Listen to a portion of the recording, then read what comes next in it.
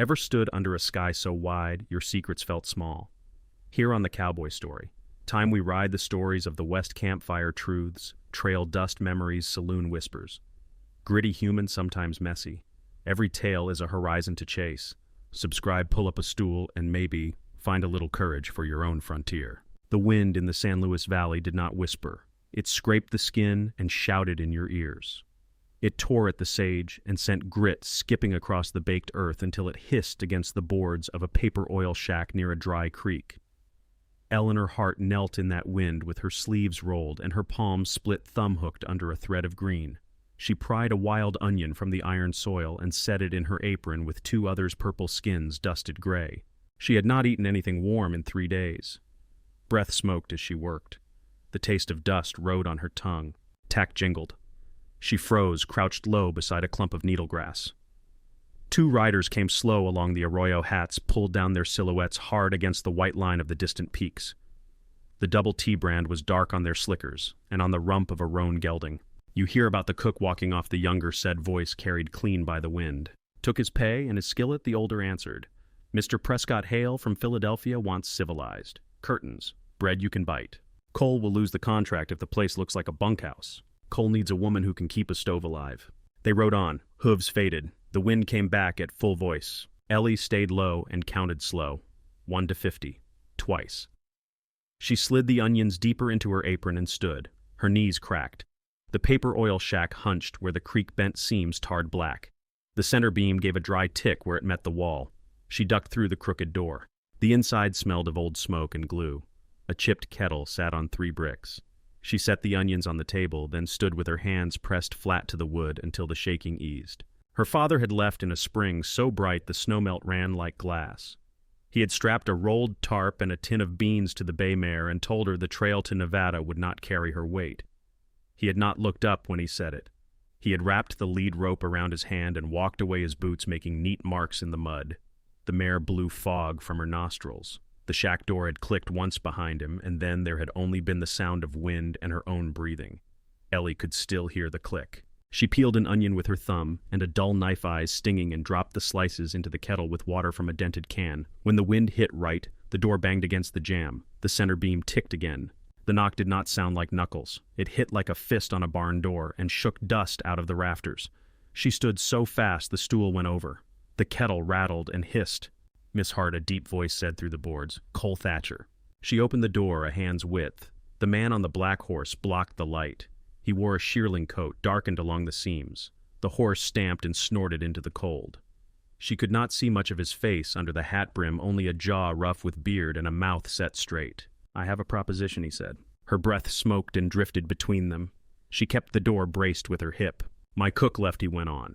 "Investor from Philadelphia arrives any day. He wants order. He wants bread that is not hard as rock. I need a kitchen awake and a house that looks lived in. 1 week, $50.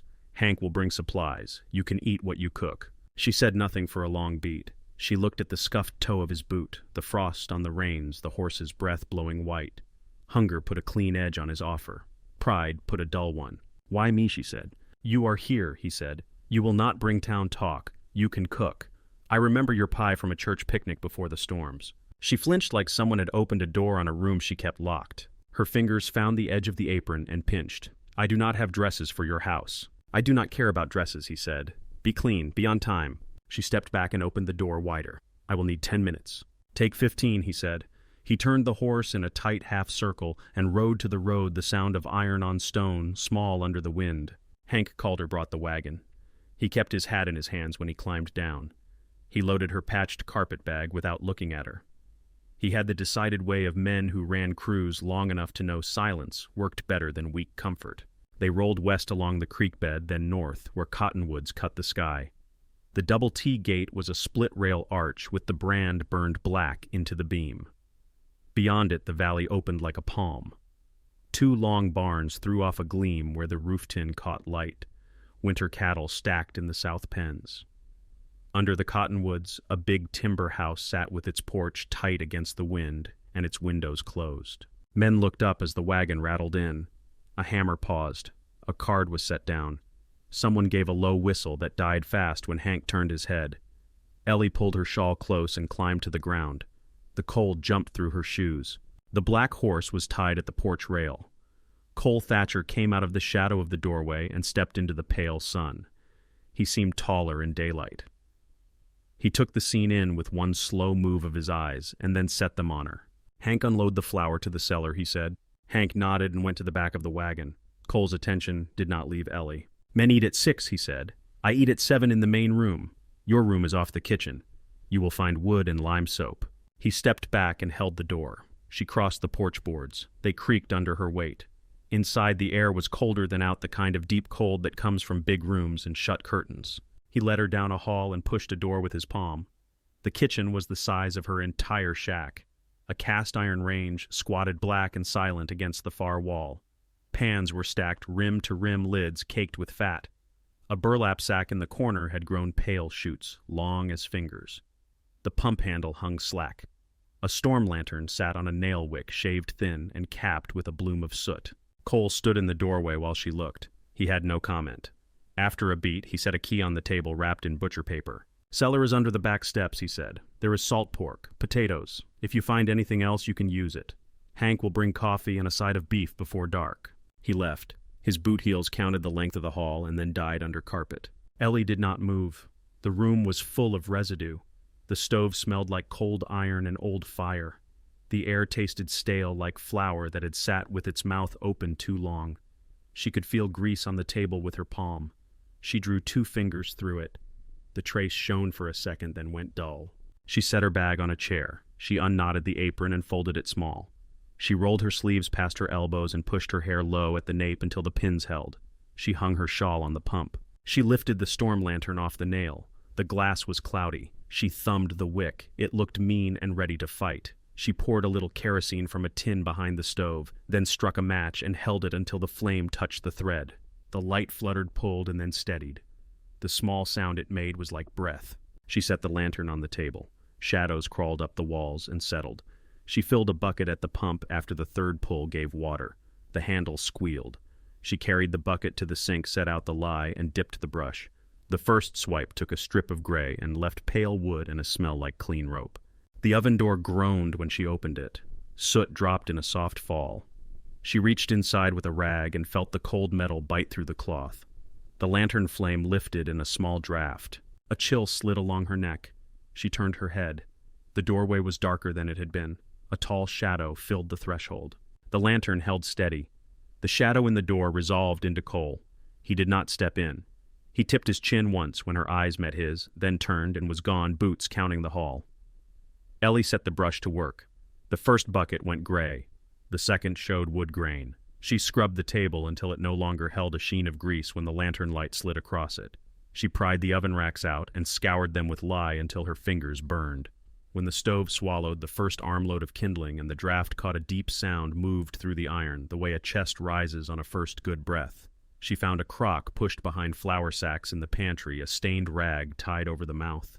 She lifted the rag and smelled something tart and alive under the sourness of age. A smear of pale batter clung to the rim. She touched a fingertip to it and felt the tug of life. She fed it with flour and water and set it by the warm side of the range, then shut the pantry door with a careful hand as if not to startle it. 6 came fast. Hank put his head in and nodded toward the mess room beyond the hall. Ellie ladled stew into bowls, slid biscuits onto plates, set a pan of fried onions on the sideboard. The men came in 2 by 2 eyes, avoiding hers, hats crushed flat in rough hands. The first man reached for a biscuit. Steam lifted. His eyes flicked up to her face and away again. "Ma'am," he said. They ate like men who worked in cold air, quick and quiet. Chairs scraped and then settled. Forks clicked. A spoon rattled against the last of the gravy. One by one, bowls cleared. A few mumbled thanks into collars. Hank gathered empties without comment. The room emptied as quickly as it had filled. At 7, Ellie set a tray. A deep bowl of stew with beef that had been browned hard before the slow simmer. 2 biscuits. A cup of black coffee in a chipped white mug. She carried it into the main room where a single lamp burned on the mantel, and the fire sent shifting light along the plank floor. Cole sat at the head of the long table coat, off shirt sleeves rolled. He looked up once as she set the tray, then went back to his food. The silence was thick but not hostile. She turned to leave, and her right foot found a loose board near the hearth. The plank tilted. The tray shifted. The bull slid an inch toward the edge. Cole moved faster than his size promised. His hand closed around her forearm with a steady, even pressure. The tray stilled. She held very still for a beat, then righted the bowl and set it down with both hands. "Loose board," he said. She nodded. He let go. She bent for his empty coffee mug after he drank, and the scent of smoke and horse hung in the air between them. He ate every bite. He did not say the words she wanted and could not ask for. She left him to the fire. Her room off the kitchen was no more than a narrow bed and a pegboard. Cold pressed from the walls. She lay awake, hearing the house settle, hearing the stove breathe until the coals went dull, hearing wind lift and drop in the cottonwoods. When she slept, it was like stepping off a ledge into black water. She woke before first light. The floor was hard through her socks. She lit the lantern again and coaxed the stove to life with hands that knew the rhythm now. She boiled coffee strong and dark. She kneaded dough for biscuits with lard salt, and a fast hand rolled and turned the tray once when the back of the oven ran cooler than the front. The starter in the crock showed a gentle rise, small bubbles at the edge where it kissed the clay. She felt something in her shoulder loosen. After breakfast for the men, Ellie opened curtains in the main room. Light came in gray and weak, showing dust in crowded air. She carried rugs to the porch and beat them with a broom until her arms shook and the air coughed. She wiped mantel and chair backs and the framed tintype on the side table. The photograph showed Cole younger and less carved. The woman beside him had hair pinned neat and a smile that pulled the eye. Ellie looked, then set the frame face up and moved on. The parlor door opened with a soft sound. A square piano waited against the far wall keys gone yellow. A small glass bottle with a ground stopper sat on the dresser empty, but when she lifted the stopper, the faintest whisper of lavender rose. She put it back where it had lived. She found a hair comb on a tray, amber teeth warmed by old sunlight. She did not lift it. She dusted around it and left it where it had waited. Upstairs, the rooms held cold like a season. In the front bedroom, the curtain stayed half drawn. The bed was made tight and clean. An extra pillow dipped as if a head had rested there often and not recently. Ellie turned back, the top quilt shook out the sheet and put the quilt back the way she had found it. She opened the window for 5 long breaths and closed it again. By afternoon, her arms felt as if someone had poured sand into the joints. She leaned in the kitchen doorway and looked out past the porch steps to the yard. Cole sat on the top step with the knife across his knee and a whetstone in his hand. The soft song of steel on stone set a pace her body was already keeping. He worked the blade and did not look up. The black horse flicked an ear and chewed hay slow. Ellie tied on her apron again and set to the dough. She was not singing. The habit came up under her without her permission. A tune a woman had hummed when Ellie was small and the weather turned mean. She kept it low, barely breath. The scrape of steel slowed for a blink and then went on as before. Near dusk, she carried a basket of wet shirts to the line behind the kitchen and pinned each piece by the hem so the wind would not break clothespins before morning. Her fingers went hard and red. The light went thin. When she came around to the porch, Cole had set the knife on the step and was looking out toward the south pasture. He did not turn as she passed. Clouds gathered fast over the Sangre de Cristo and then came on the run. The wind flipped ends in the cottonwoods. The first drop hit the porch rail with a sound like a coin on a table. Another. Then the rain came as if a door had opened over the house. The front door shuddered and banged. Ellie went to latch it and felt the pull of air through the seam. Cole was not in the main room. The door pitched and thudded again. She stepped onto the porch. He sat on the top step with rain in his hair, and on his shoulders, the bottle held slack in one hand, the other braced against the post. Water ran in threads from the brim of his hat. Thunder rolled across the flats and hung on the hills. "You will get sick," she said. He turned his head enough to see her. Water tracked from his jaw to his collar. His eyes looked past her shoulder at some point that had nothing to do with the porch or the rain. She hated storms, he said. His voice had the grit of a man who had not spoken for hours, covered her head with the blanket, and shook. The sky split the day the baby came and kept splitting. Ellie held the cup out. The coffee was thick and hot and smelled as familiar as a hand you trust. He took it without touching her fingers. He drank, then set the cup beside him where the step had worn smooth under many boots. "My father said I ate too much to travel," she said. She was looking at the yard, not him. "He said I would slow the mare. He said he would send for me when he had luck. He did not send." The rain hammered the porch roof. Lightning walked down the hills and laid its light across the country. Thunder layered over thunder until it sat on their chests. They sat with it. The lantern in the kitchen threw a warm ellipse around the doorframe. When the storm moved off, the house felt larger. The air held the sweet, wet smell that comes when dry earth gets a gift. Ellie took the empty cup and went inside. She set it on the table and stood looking at it for a breath. She washed it and set it upside down on a towel. The next day was bright and new like a coin that has not been handled. She baked loaves from the now eager starter, feeling the dough push back under her palms. She sliced potatoes and cooked them in fat with salt and pepper until edges went crisp. She wiped the loose board near the hearth and thought about pulling nails and setting it right, then left it as it was and stepped around it.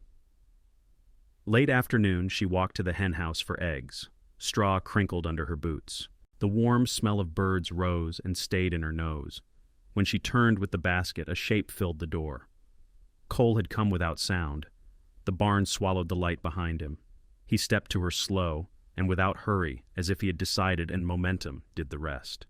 She backed once, and her shoulder touched the stall post. He put both hands on her shoulders and pulled her close. He was very warm and wet at the collar where he had washed up fast. His face pressed against the curve of her neck. His breath came rough as if he had run.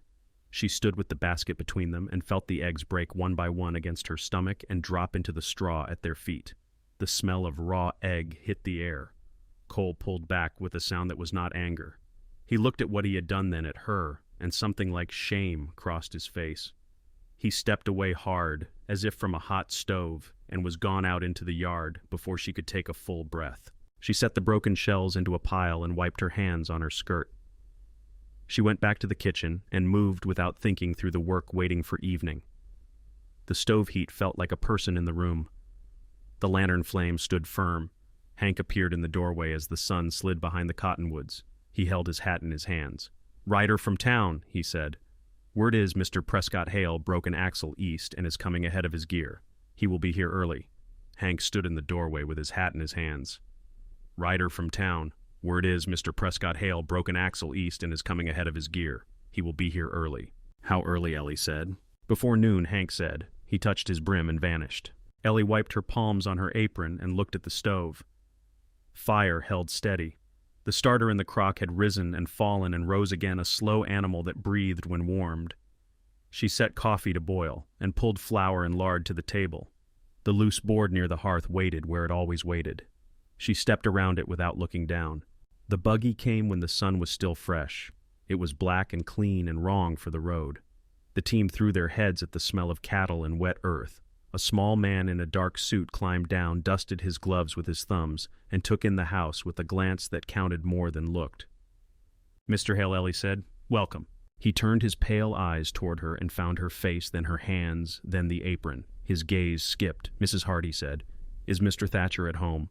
"Mr. Thatcher was called up to the high pasture," Ellie said. "A heifer calved wrong and left a mess. He will be back directly." The lie came smooth and flat and sat between them with no sound. "Please, come in out of the wind. Coffee is on."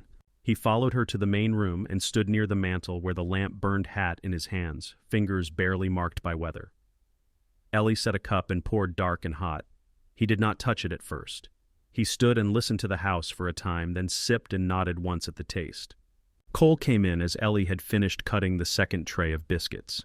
His boots left pale dust on the floor she had already swept twice. He had shaved in haste and missed a line under his ear. When his eyes met hers, there was a flicker as if some thin wire had lifted inside his chest, then slid back into place. He wiped his hands on a clean towel and walked into the main room with his shoulders set. They spread maps on the long table. Hale took a small notebook from his inner pocket and asked about numbers. "Weight at market, old losses, water through August." Cole answered in short words. Hank stood at the door with his arms folded and watched the sky. Ellie worked the seam between the rooms, moving in and out, the kitchen heat rolling into the hall and softening the house. At noon, the men ate in the mess. Hale did not. Ellie put a plate for him in the main room. He tasted and produced a small sound that might have been approval, then set his fork at the exact center of the plate when done. His eyes moved as she crossed the room and set his coffee down again. They did not settle. After dinner, Cole took him to see the South Pens. The day was crisp and bright, and the mud carried prints like ink. Ellie stood in the kitchen quiet and washed bowls that were already clean. She dried her hands and went to the open window to let the steam go. The porch lay empty in the pale light. Voices came from the far side where the wind carried. "The herd is better than I feared," Hale said. Paper rustled. "I do see effort, but a man can find hired hands anywhere. Stability begins at the door. Investors notice rooms. They notice the quiet in a house. The land is what holds," Cole said. "Men leave land," Hale said. "Paper leaves when it must. What binds a venture is regularity. A wife, a calm table. The woman you have here is sturdy. Good for a kitchen, but a man in your position should set a finer table. You understand." There was a weightless moment. Ellie could hear only the wind under the porch boards. When Cole answered, his voice had lost edges. "Shipping pens are this way," he said. "I doubled the gate irons." Their boots moved on. The kitchen quiet came back with the lamp hum and the breath of the stove. She worked through the afternoon with a cold fire under her ribs. She browned a roast until the fat hissed and the smell carried to the hall. She set onions to caramelize slow. She rolled dough for a pan pie and trimmed it clean-set sugared apple slices in tight rings that looked like a flower before the crust hid them. When she lifted the basket with the last of the laundry and went to the line, the shirts had dried stiff. The clouds had thinned. A hawk drew circles over the pasture where calves lay like stones. The supper table shone under light she had trimmed and lit. Hale sat with the posture of a man who expected silver to keep its shine. Cole took the head as if he had been born in the chair and never left.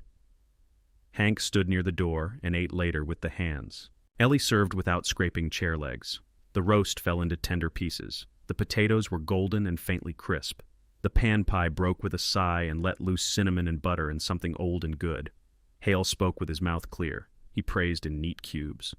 He finished with the pie and leaned back and placed his napkin on the table with care. "Mrs. Hart," he said, "Philadelphia has little to teach you." Cole ate steady and watched her move. He did not speak. The burn in Ellie's chest did not ease. She cleared plates with hands that did not shake. Hale retired to the guest room after he took coffee for the road in the morning. He would ride to town for a messenger and return to sign papers. He said this as he took his hat, and the words put a shine on Hank's eyes he tried to hide. When the door closed, the house felt like a chest that had let out a breath. The kitchen was empty except for Ellie and the sound of the range. Cole came to the doorway and stayed just inside. He opened his mouth, then shut it. He looked at the floor near the hearth and at the loose plank and then at her. "I heard him," she said. Her voice had no lift. It lay flat and true on the boards. "Out there." Cole's jaw worked. He looked like a man who had a blade inside his shirt and could not reach it without bleeding. "I should have said something," he said.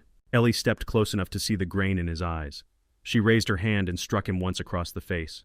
The sound was clean in the warm room. He did not move. The red came up under his skin and stayed. "Do not bring me here, and make me a piece on your table and leave me to soak up that kind of talk," she said.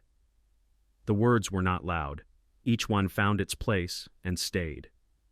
"Do not tell me I am good for a kitchen and not a room. Do not dress up a lie and call it order." He stood and took it. She set her palm on the table beside the lantern and leaned her weight on the wood. She did not look away. "I am not pretending in this house, not over the stove, not in the hall, not in your bed if you come to me." That moved him. The distance between them was short, then gone. His hand found the back of her head and the other her back, and the kiss came hard and hungry as if the air had run out. She answered with something old and raw. There was no gentleness in the first reach. There was care in the second. He lifted her. He did not take her up the stairs. He set her down where the heat from the embers reached the rug and slid his coat under her shoulders as if to shield her from wood. He undid buttons with hands that were clumsy and patient both. He did not look for permission. He waited for it to arrive. When it did, the room changed temperature. The fire threw small shadows, and the glass in the lamp caught a ring of gold and held it. When he touched her, he did it like a man who had found a river in dry season and stood in it and could not drink fast enough. When she touched him, she found rope scars and old breaks and a place in his chest where the muscle jumped when she put her hand there. The world narrowed to breath and skin and the sound of the stove breathing in and out. They lay after with the coat over her like a warm animal. His hand rested on her ribs and rose and fell with her breathing. He looked at the ceiling as if it might have answers written into the knots in the grain. She watched the lamp flame make a slow oval on the painted wall.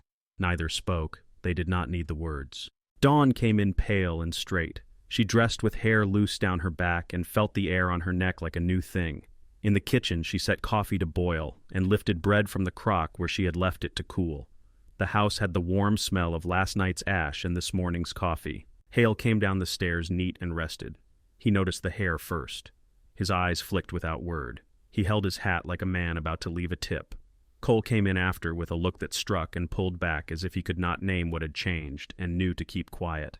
Hale moved toward the small parlor where the desk stood with its drawer that always stuck if you pulled crooked. "Do you have a pen?" he asked. He opened the drawer without waiting and flipped past a bundle of receipts tied with twine. A folded certificate slid out. He picked it up. His eyes sharpened. "What is this?" he said. Cole turned halfway. Ellie straightened. Hale lifted the paper, unfolded a crease slow, and read. The name on the line bleached the color from his cheek. "Cole Thatcher and Lydia Thatcher," he said, "recorded in the county records." He looked from the paper to Cole and from Cole to Ellie, and in that travel his mouth tightened. He let the paper drop to the desk as if it had burned him. "You have put a curtain over a headstone," he said, "and invited me to supper in a mausoleum. This negotiation is finished." He reached for his hat and found it and set it just so on his head. He turned for the door with clean anger. Cole stepped to block him. "The cattle are real," he said. "The water is as I told you. The house is in order. The work is done. The work," Hale said, "is rotten at the beam. You hire a woman to play family while you sell me a future. If you lie about rooms, you can lie about numbers. I do not stake money on men who need costumes to stand up straight." He sidestepped. Cole did not put a hand on him. The front door opened, and the air that came in had a wet edge. The buggy wheels clattered in the yard before they found smoother ground. The sound faded toward the cottonwoods. Cole looked at the door until the hallway felt cold again. He turned to the sideboard and poured whiskey without asking for a glass. He drank and set the bottle down with care. Ellie stood with both hands flat on the table. Her skin had gone pale under the freckles. She lifted her head and met his eyes. In them she saw a dark place that had no lamps. "It was a mistake," he said. The words sat between them like nails. "All of it. Thinking I could fool a man like that. Thinking this could hold. Last night most of all. I cannot throw this place at the feet of a woman I do not know." She felt something inside her go quiet. "You do not mean that?" she said. He looked at her like a man lighting himself with a fire that hurt. "I mean it," he said. "I'm not risking the ranch for this." Her hands left the table. She searched his face for a part that did not match the words. She did not find it. The loose board near the hearth tilted and settled when she stepped back. The lamp hummed. The room stayed warm and did not help.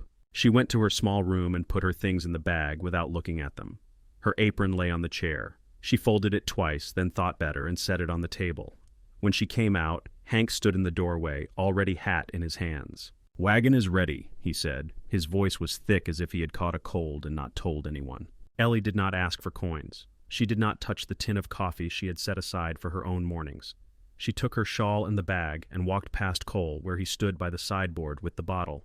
He did not look at her. Outside, the light had gone hard and thin. The wind carried a new sharp smell metal and snow held in the high air. Hank helped her into the wagon with the quiet courtesy he gave a man with a broken finger. The wheels cut the yard and found the road. The house shrank and narrowed through the cottonwoods. The paper oil shack hunched where the creek bent. The center beam gave a dry tick as the door opened. Ellie set the bag on the table and pressed her thumb into the top plank to feel the old splinter she knew by touch. The air was cold and did not give. She wrapped her shawl around her shoulders and sat on the stool. The wind changed pitch outside. The center beam ticked again, slower, deeper. The day narrowed. The taste of dust came back to her tongue. The shack held its breath. The beam ticked again, a deeper sound. Ellie stood, took the apron from the peg, and fed it to the small fire, one corner at a time. Cotton curled and blackened, then flared. She set a stale heel of bread on the coals and watched the crust go shiny and then dark. Smoke kissed the roof boards and coiled under the beam. Wind shifted and pressed at the door. A white taste moved through the seams. The first snow came sideways, thin at first, then thick as wool. The roof made a long, dry crack that sounded like a tree splitting. Ellie pulled the quilt up over her shoulders and slid to the corner by the stove. The beam talked once more lower. Dirt sifted. She coughed and held the quilt to her mouth. At the double tea house, the rooms were right and wrong at once. Chairs sat square. The table shined. The fire held steady in the mouth of the stone hearth. Cole stood with his hands on the sideboard and looked at the bottle as if it might speak. The kitchen felt too clean. He went in there anyway and found a scrap of brown wrapping paper under the lantern. 5 words in pencil, neat and straight. "I never pretended, not once." He read it twice. The bottle fell from his hand and broke without much sound. Kerosene smell rose from the lantern. He left it burning. He caught his coat without sleeves and did not find gloves. He ran for the barn and threw a blanket and saddle on the black horse without a bridle change. The horse fought the wind at the door, and he leaned his weight and pushed them both into it. The valley was a white wall. Snow came in sheets and ate distance. He could not see the cottonwoods until he was in them. He let the horse find the wash of the dry creek and followed the low line that memory put under his boots. Cold took his cheeks and sat there. Tears froze in place. The horse lunged and stumbled and kept pulling. A dark hunch appeared where the creek bent. The shack roof had fallen in on one side and caved the other. Cole slid from the saddle and went in up to his hip in a drift. He waited, leaning his shoulder into weight, and found the stovepipe under his hands, then the quilt edge under a crossbeam. He set his back against the beam and tried once, then twice, then set his feet wider and lifted until something in his right arm screamed. The beam came up a finger. He shoved the quilt through and dug with bare hands until his nails felt cloth and then hair and then skin cold as iron. "Ellie," he said, and his voice sounded small. Her eyelids fluttered. Her lips were blue where they showed between the folds. Her body shook in a deep rhythm that had nothing to do with choice. He did not try to warm her there. He wrapped her in his coat and the quilt together and carried her to the horse, then climbed up with her held to his chest. He turned the horse with his knees and set his back to the wind. He kept one hand over her mouth and nose to give her his breath. Snow collected on his lashes and sat there until it broke away in small pieces. The ride back took longer. The wind threw walls across the yard. He took the porch steps 2 at a time with her in his arms. The door banged and let in a spill of white before it shut them in.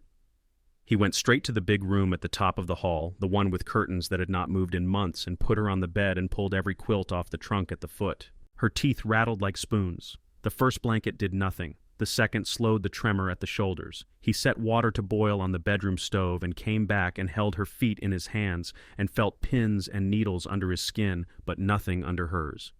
He took a flannel shirt from the wardrobe, cut it with his knife, and pulled the pieces over her arms and chest without looking at the parts of her that were not his to take without permission.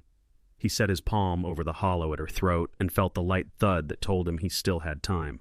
The room smelled faintly of lavender even after all this. The empty bottle sat like a small altar on the dresser. A comb with amber teeth lay beside it, holding the last of a color that had once been hair. Cole did not touch either. He moved between stove and bed until steam lifted. He held a cup to Ellie's mouth and let heat kiss her teeth. Her breath changed from white to wet to warm. She tried to sit and coughed until she bent. He steadied her with a hand on her back and kept it there. When she could talk, she did not ask questions. "Why," she said, and it hardly had sound. "I threw you out to save a ghost," he said. The words came slow, not because he searched for them, but because he had to push them past things that were in the way. The house was a tomb. The contract looked like air I could breathe. "I called you a mistake because I am a coward." He wiped his palm under his nose and stared at the floorboards where knots had made dark eyes. "My brother will come when he smells loss. Julian keeps his accounts in New York and my life in his notebook. He wants this place sold for parts. He will have paper and a sheriff, and he will say Lydia's share was always his." Ellie's gaze moved to the dresser and back. She pulled the quilts up to her chin and breathed under them until warmth reached further in. "Then he will come to a house that is not empty," she said. They did not say more. The blizzard put its hand on the walls and shook. The lamp on the side table burned steady. He sat in the chair and dozed with his boots on. When he woke, the room was dim purple. Her breathing was even. The storm broke clean. The world outside glittered like a lake turned to stone. A week slid by in a small circle. Hank brought trays to the bedroom and left without looking into the room. Men worked cattle out of drifts while the sun cut melt lines in the yard. Ellie stood at the window on the third morning wrapped in a shawl and watched steam lift from the roof of the south barn. Color had come back to her mouth. She came down to the kitchen on the fourth day and fed the starter its flour and water. It rose under her eye like a living thing that had decided to stay. She kneaded with slow hands while the stove gave off deep heat that made a soft roar when she opened the door. The loose board near the hearth waited. She stepped around it with care. A single horse picked its way into the yard near Noon Chest, deep in soft banks.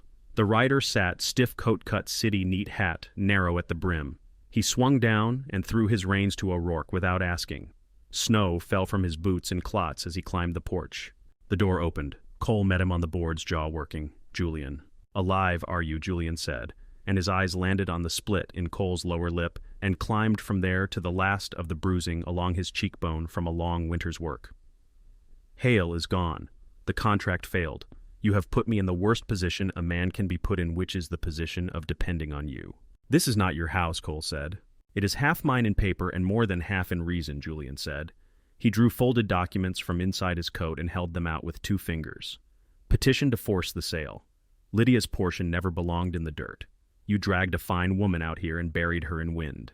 The world narrowed for Cole at the edges. Pick those words up, he said. Julian looked through the open door and saw Ellie in the kitchen, hands white with flour. The corner of his mouth moved. And you have replaced her with that. I suppose even your grief has appetite. Cole hit him once with his right hand. It landed with a sound like a pine knot cracking and put Julian in a drift. Breath left him in a cloud. Cole dragged him up by his coat front and hit him again, an open hand across the mouth that put blood on the snow in a red that looked painted. Cole, Ellie said from the doorway. She had not raised her voice, but it reached him. Julian got a hand into his boot and pulled a narrow knife and came up with it in a clumsy line. He slashed in close and cut the meat of Cole's forearm where the shirt stretched. Blood came fast and bright. Cole took the knife out of his brother's hand and threw it into a drift without looking where it went. He drew his fist back one more time. That is enough, Ellie said. She stood on the porch with the Winchester resting easy in the crook of her arm. She did not aim it. She did not need to. The barrel's blued steel looked calm. Her face had no color in it except at the mouth. Julian spat pink and wiped at it with his wrist.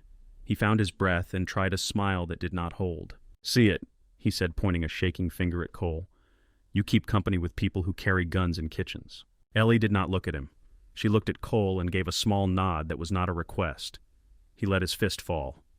He put his hand over the cut at his forearm and held pressure. Blood striped his fingers. Ellie turned her head to Julian and set the stock of the rifle more firm against her hip. Get off my land, she said. He laughed once. Your land. She did not blink. My house, my stove, my roof to mend. If you want paper to argue with, ride to town and buy some. Julian gathered himself with the dignity left to him, which was not much. He went to his horse and mounted on the second try. He put 2 fingers to the brim of his hat and made a motion like a civil man and spoiled it with his mouth. This is not done, he said, and pulled his horse hard and pushed it into the drifts until the yard showed only the hole his passage made. Cole leaned on the porch post and breathed. Blood ticked to the boards. Ellie set the rifle inside the door and came to him with a strip of clean muslin from the pantry and tied his arm without talking. He watched her hands and the way they moved and felt the heat in his chest settle in a new place. Hank crossed the yard in mud that began where the sun had cut the top of the drifts. He held an envelope that had a heavy feel to it, and the seal was wax and dark. He handed it to Cole and looked from the cut arm to Ellie's face, and then back to the envelope. Rider from the east, he said. Came fast. Cole slit the wax with a thumbnail and unfolded the thick paper. The kitchen was warm. The lamp hummed. Hank stood in the doorway, hat in hand, not stepping in. Cole read. His voice had a rough edge. From Prescott Hale of Philadelphia. I regret the deception. I have seen your herd and your handling. I have spoken with your brother. He strikes me as a man who would poison a ledger. Stability may be manufactured. I am prepared to honor our terms on one condition. He stopped. His eyes moved across the last line again. Mr. Thatcher must secure his domestic life, in fact. Marriage recorded. Household maintained. Hank breathed out and left them alone. Cole set the letter down on the clean table and put his hand beside it, palm flat. The chipped white mug sat near his elbow, coffee gone cold. Ellie watched him from the stove. Flour dusted her wrists. The starter in its crock breathed near the warm side small bubbles, winking at the clay rim. I am not going to ask you, he said. He did not look up. I will not buy you with this paper. I will not make you the price for my fences. She stepped closer until the hem of her skirt brushed his boot. Cole. He lifted his eyes. Shame and stubbornness pulled at his mouth in opposite directions. I will lose this place, he said. Let Julian break it into boards and sell the pasture by the yard. I will take you away from here if you want away. Oregon, California.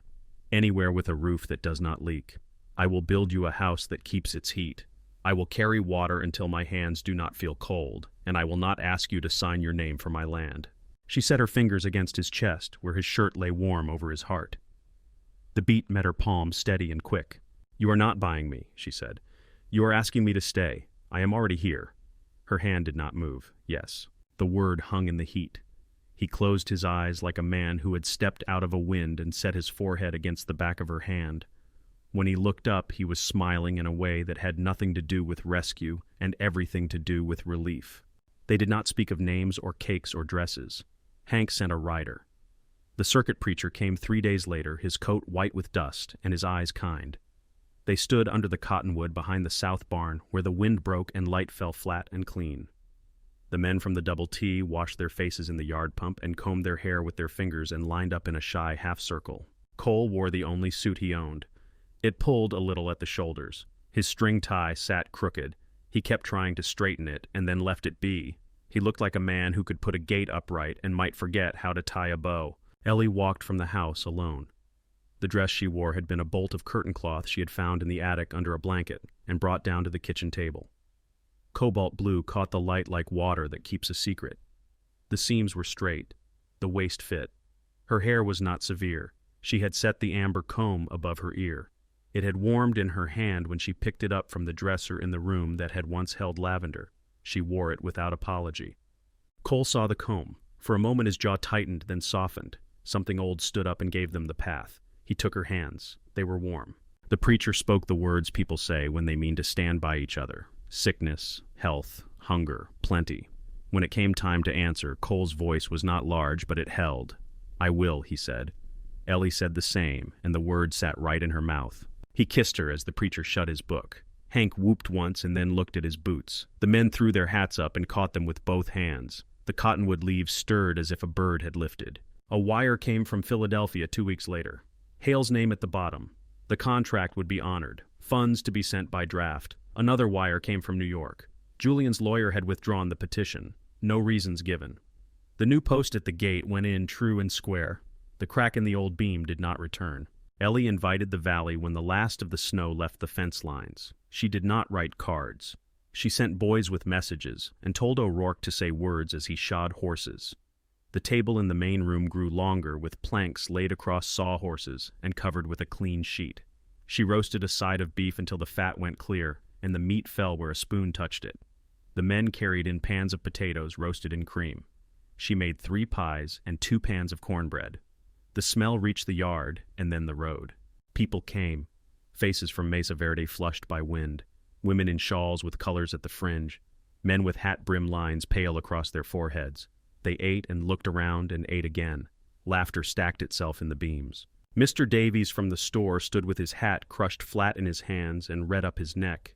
He found her at the head of the table with a towel over her shoulder and flour on the back of one hand. "Mrs. Thatcher," he said. The title came out careful. "This is the finest table I have sat at in this valley. I am sorry I was not neighborly when neighborly would have helped. If it would not be too much trouble, could I have another piece of cornbread?" She held his eyes long enough for him to feel it and then smiled without showing teeth. She took the tongs, set one square on his plate, then set another beside it. "Eat," she said. Late when candles had puddled low and chairs were shoved back from knees and boots, scuffed grooves into the porch boards, the house exhaled. Hank went to his bunk. O'Rourke closed the shop door across the yard. The kitchen was quiet except for the gentle sound of the range. Cole sat at the table with a bowl of stew. Ellie set hers down opposite and took a spoon. The broth was thick and honest. The meat was tender and the carrots sweet. He lifted a spoonful and breathed the steam and looked at her over the rim. "This is it," he said. "The first one you made. It tastes the way the room did when you put the fire back." She nodded. They ate without hurry. The loose board near the hearth had been set right that afternoon. It no longer tipped under a careless step. They went to the porch when bowls were empty. The night had a clean bite to it. Stars cut the sky in points. The storm lantern hung on its nail and gave off a steady ring of light. Ellie drew his coat around her shoulders and leaned back until her spine found his chest, and his arms came around her. His chin rested in her hair. Flour and smoke and the faint trace of lavender lived there together now. He spoke into her hair, quiet as if the cottonwood might listen in. "You are not just my cook." The pause that followed needed no help. "You are my home." Thank you so much for listening to today's story. If this story resonated with you or made you reflect, I'd love to hear your thoughts, so feel free to share them in the comments below. And don't forget to subscribe and hit the notification bell so you won't miss the next story.